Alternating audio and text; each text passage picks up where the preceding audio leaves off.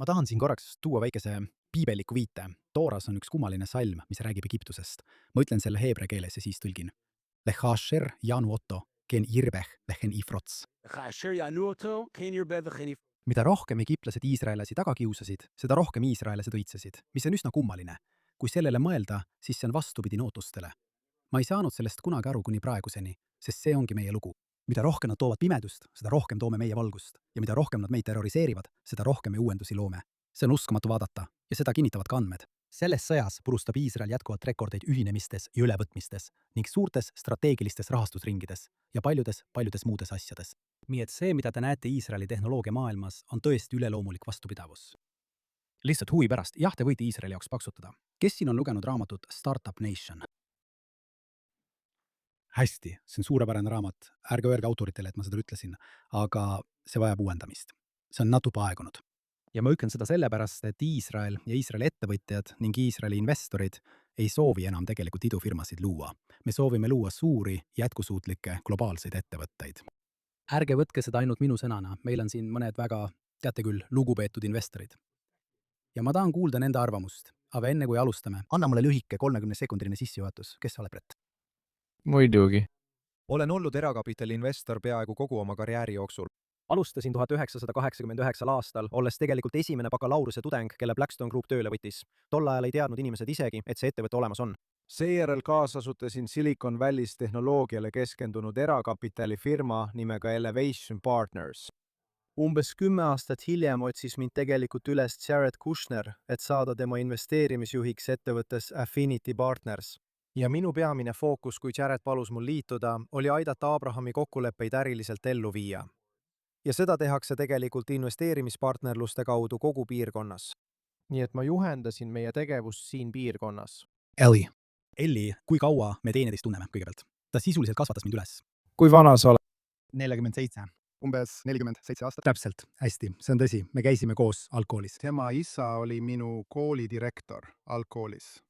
Parim algkool. No tõesti mainisid mu isa, see on mainimine. Parim algkooli direktor üldse. Hilli isa oli minu algkooli direktor. Orgu, räägi siis. Räägi mulle, millega sa elus tegeled ja kogu oma investeerimisstrateegiast Iisraelis.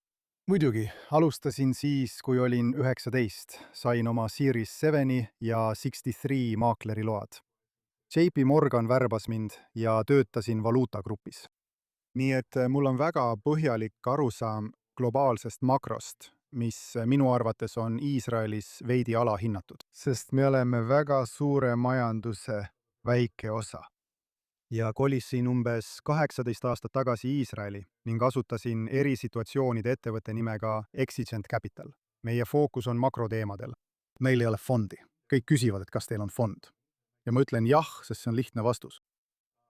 Aga me oleme kannatlik kapital. Me ootame võimalust, milles meil on väga suur veendumus, ja siis toome selle oma ülemaailmse investorite baasi ette.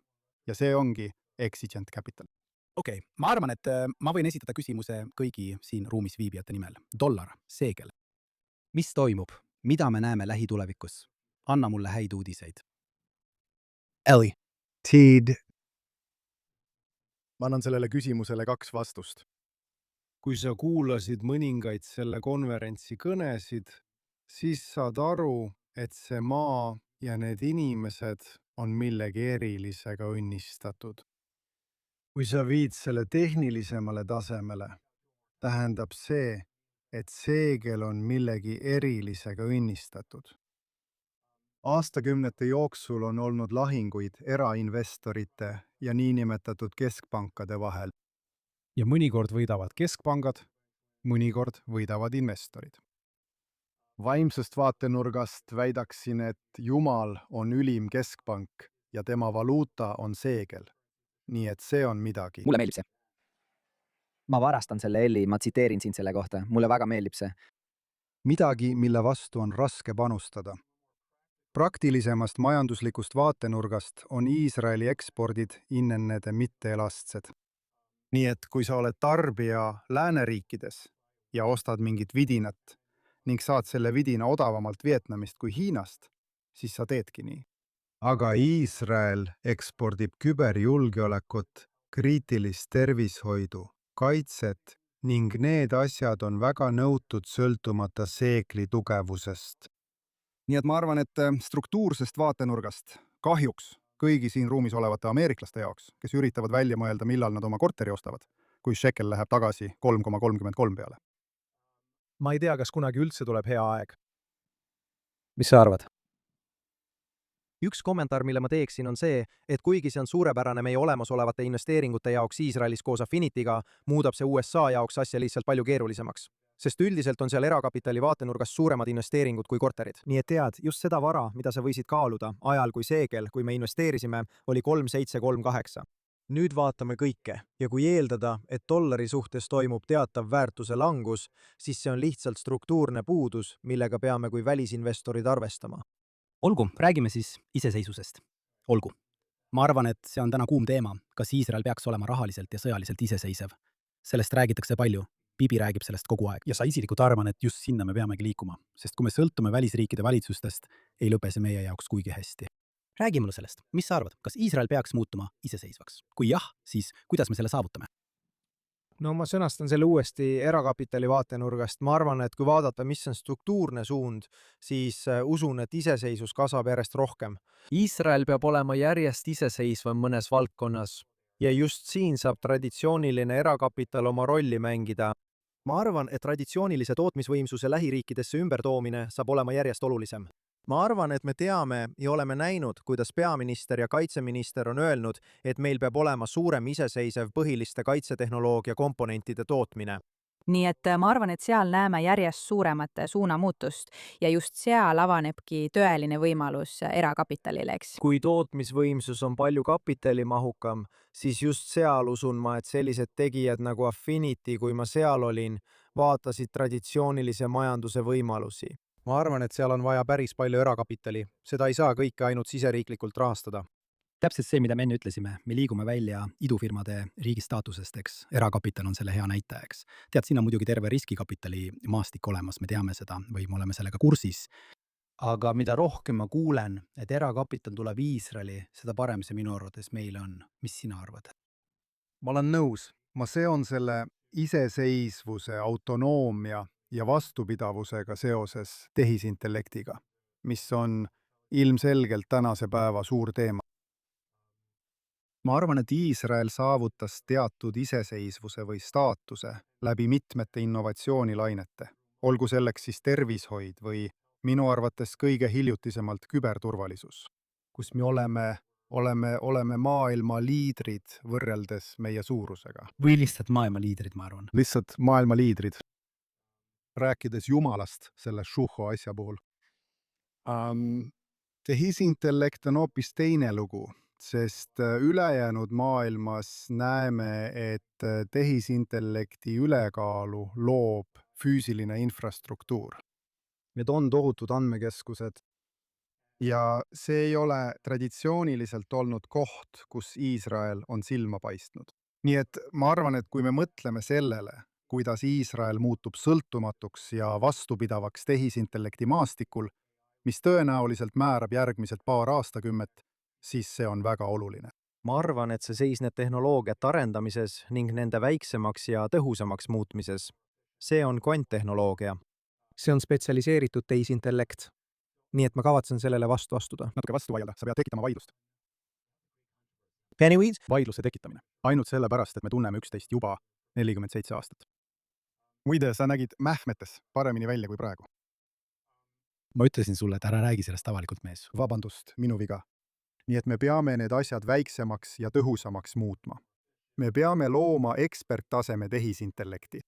Me ei võida suuremate andmekeskuste ehitamises, sest meil pole selleks ruumi. Mis on sinu mõte tehisintellekti kohta? Tead, ma arvan, et see on väga õiglane. See on kolmas trend, mida me näeme. Sul on jälle vaja palju kapitali, et neid andmekeskusi ehitada. Jällegi, siin on roll traditsioonilisemal erakapitalil. Investeeringud Iisraeli on pigem olnud tarkvara valdkonnas. See ei ole olnud valdkond, mida varem oleks nähtud. Ja et Iisrael saaks iseseisvaks, ei piisa ainult andmekeskustest ja energiataristust. Neil on vaja hakata ka omaenda tehisintellekti mudeleid koolitama, eks. Üks asi, mida oleme näinud Ameerika Ühendriikides, on see, et tekivad need, kellel on ja need, kellel ei ole. Ja ma arvan, et pole hea, et mitmed suured LLM-id ja OpenAI otsustavad, kes saab kasutada nende kõige arenenumaid mudeleid ja kes mitte. Ja Iisrael, üks asi, mida oleme näinud, ei taha olla olukorras, kus nad peavad sõltuma USA tehisintellekti tarkvarast, et seda Iisraelile pakkuda. See oleks halb olukord. Lissan siia juurde. USA valitsus otsustab, kes võib seda teha. huvitav, hästi. Räägi mulle sellest, ma ei peaks ütlema AI järgsetest päevadest, aga mis on järgmiseks Iisraeli jaoks tehnoloogia, innovatsiooni ja äri mõttes üldiselt? Vaata, ma mõtlen, et kogu AI ökosüsteem hakkab midagi uut esile tooma. Siil on teine tuletis, kolmas tuletis, kõik, mida me sellest näeme, välja tulevad. Ma mõtlen AI agendid. Me näeme, mis saab olema robootikas, mis on selline, mida keegi praegu veel näinud ei ole. Robootika ei saa olema ainult naljakad väiksed tegelased, kes teevad su elu lihtsamaks. Kui räägite sellest, mis minu arvates ei ole väga kaugel, siis kuulete ja näete, miks on Elon Muski palgapaketi eelduseks Marsi koloniseerimine, mis tundub võimatu. Ta usub, et Marsile saadetakse roboteid. Ta peatas tegelikult 2 Tesla mudeli, Model S ja Model X tootmise, et ehitada roboteid. Täpselt nii. Ma mõtlen, et see oli peaaegu nii, ta nägi Teslat tõesti kui tuleviku tootmise õppeplatsi. See on see, mida ta õppis. Ta ei arva, et see on vajalik. Ta arvab, et see on muutunud tavaliseks kaubaks. See pole mingi suur asi. Aga robotid, mis võimaldavad Marsi koloniseerimist, Kuu koloniseerimist, kaevandamist ja nii edasi, see ongi seal tegelik põhieeldus. Nii et seal tulevad lihtsalt esimesed, teised, kolmandad tuletised tehisintellektist. Ja ma arvan, et Iisrael võib kindlasti olla üks liidritest selles valdkonnas. Kas me jõuame oma eluajal Marsile? Ma usun ilmselgelt Elon Muski.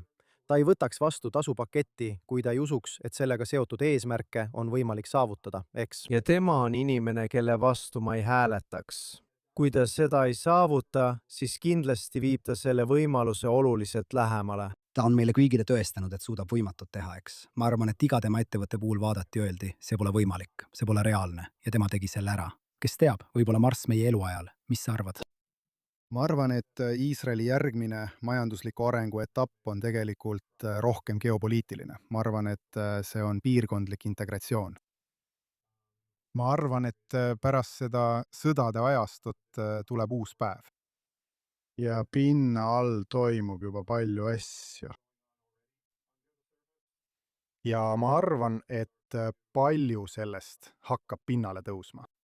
Mis tõeliselt muutub, on inimeste vaheline suhtlus sellel ärilisel tasandil. Sest praegu, kui sa oled monarhia Pärsia lahe piirkonnas ja tahad teha äri Iisraeliga, siis see on sinu asi. Sa võid seda teha. Keegi teine ei saa sellest teada. Aga kui sa oled Iisraeli ettevõte ja kavatsed avada oma äri Dubais, Abu Dhabis, Dohas, Riyadis või kus iganes, siis võtad sa endale märkimisväärse riski. Tühistamiskultuur on selle äri jaoks kõige vähem ähvardav risk. Nii et ma arvan, et kui me sellest üle saame, siis saab see olema tõeline paradigma nihe väikeste ja keskmise suurusega ettevõtete jaoks, kes saavad esimest korda nendesse kohtadesse minna ja tunda, et nad saavad päriselt kaasa lüüa. Mul on selle üle nende pärast väga hea meel. Abrahami lepped aitab sellele muidugi kaasa, aga ma pean ütlema, et ma olen sellele viimasel ajal palju mõelnud. See kuulus salm, mida teab iga juut ja iga kristlane maailmas, et need, kes õnnistavad juudi rahvast, saavad õnnistatud. Need, kes juudi rahvast neavad, saavad neetud. See on kena mõte, aga kui sa vaatad maailma 10 kõige väärtuslikumat ettevõtet, siis 9 neist on ülimalt sionistlikud, eks? Mis on praegu maailma kõige väärtuslikum ettevõte? Nvidia. See mees kolmekordistas just oma kohalolekut Iisraelis, eks? Igaüks neist, Meta, Amazon, Google, Apple, eks? Kui palju on siin saalis iPhone'i kasutajaid, tõstke käsi? Vau, Android? Mul on nii kahju. Jääge. Sa kasutad Androidi? Ma tean, see on täiuslik. Ei, aga naljad kõrvale. Nagu siis, kui oled uhke juut ja uhke Androidi kasutaja. Olgu, me vaidleme selle üle hiljem. See on nagu religioon, tead, iPhone, Android. Kui sa avad oma iPhone'i Face ID-ga, inimesed ei saa aru sellest. Kui sa avad oma iPhone'i Face ID-ga, kas keegi teab, kes selle leiutas? See oli üks Iisraeli ettevõtja PrimeSense, kelle Apple omandas. Ja muide, seesama ettevõtja osteti selle sõja ajal Apple'i poolt teist korda.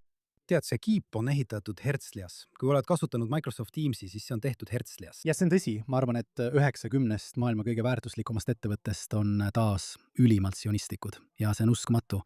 Aga tead, meil ei ole palju aega. Nii et ma tahan lihtsalt küsida sinult kõige olulisema küsimuse. Kuidas? Kuidas sai Iisraelist, sellest New Jerseyst, väiksemast riigist, maailma kõige hullemal naabruskonnal, tehnoloogiline suurvõim 15 sekundiga?